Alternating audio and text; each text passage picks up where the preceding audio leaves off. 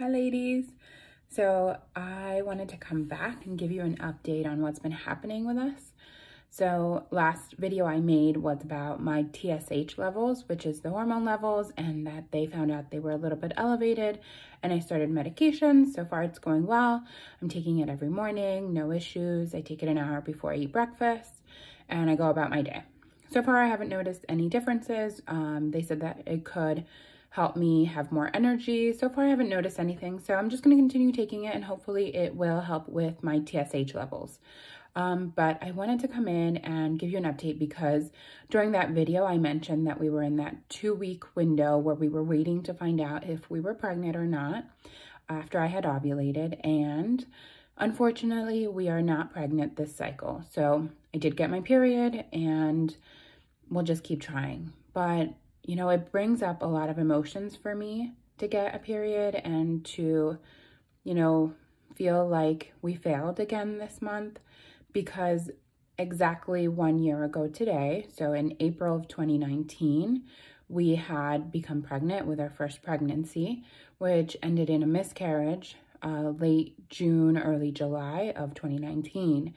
But, you know, the excitement that we felt that time, you know, just a year ago, and knowing that our lives could have been really different this year.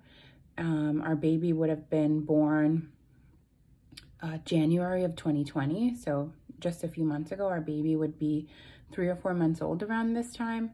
And it's just hard to think about it and to, you know, see a period and, you know, all of these feelings and emotions come flooding back. You know, it's a little bit like PTSD every time that you go to the bathroom and you wipe blood.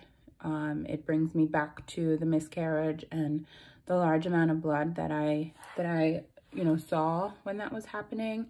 You know, every time, every month that we go and we aren't successful, it feels like this overwhelming sadness, you know, feeling tired of seeing a negative pregnancy test, or feeling tired of, you know, telling my husband again every month that our hopes and dreams aren't going to come true this month. It just brings up a lot of feelings, a lot of emotions, a lot of sadness. Every time I see somebody post a pregnancy announcement on social media, although I feel happy for them and there's a lot of excitement for them, there also is a lot of sadness for our situation and sadness about our infertility. I don't know, it just feels like a lot of disappointment every single month, and I'm hoping that our moment and our time will come soon. We do have a follow-up consultation with our fertility clinic this Thursday, so we will talk with the fertility doctor about what the steps might look like moving forward, and then they'll go into depth about all of our test results from the HSG, the TSH, the blood work, the hysteroscopy, my husband's semen analysis. So they'll give us some more feedback about, you know, in more detail than what we got on those days, about what, you know, everything looks like and what we should do moving forward. So I'm hopeful for that. I'm hopeful that we get good news. You know, I worry that all of our appointments will be canceled because of COVID-19. Our appointment on Thursday is virtual, so we're going to meet with the doctor through Zoom, and I don't know if they're going to move forward with actual in-person appointments. I know that when we were there, maybe 2 weeks ago, 3 weeks ago now, they told us that they were not proceeding with IVF treatments. They were waiting until all of this COVID-19 stuff passed.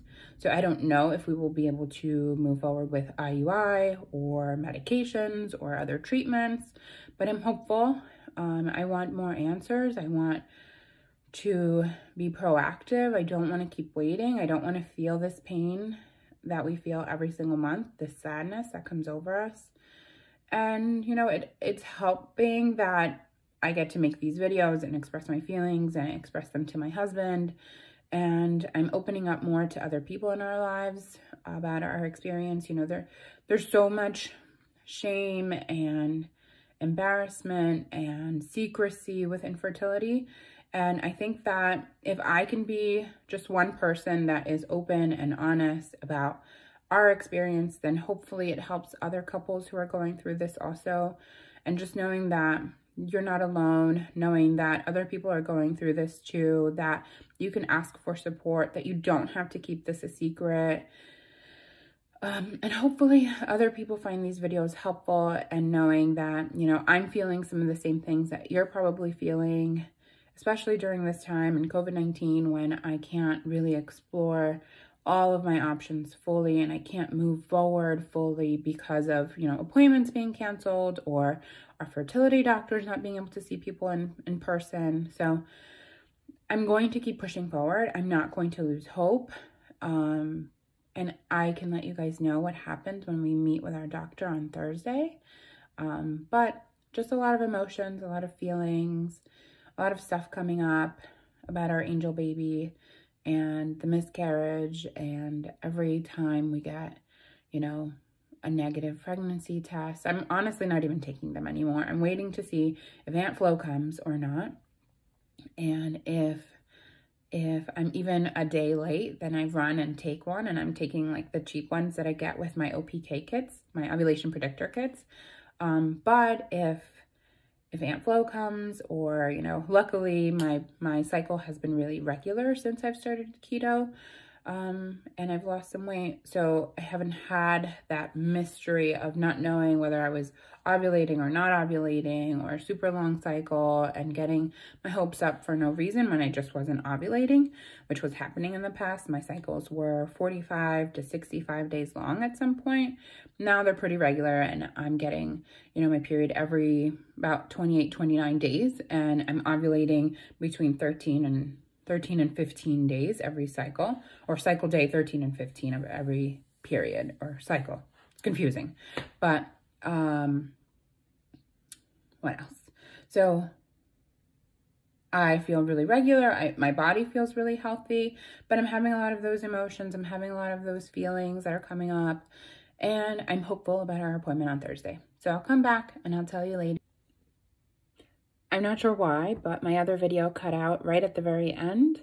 All I was saying was that I get my cycles pretty regularly now, around cycle day 13 and 15, somewhere in between those two.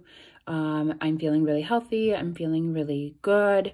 But we still haven't gotten a positive pregnancy result. So we are feeling hopeful about our appointment this Thursday, and I'll come back and let you guys know how it went and what the next steps might look like for us.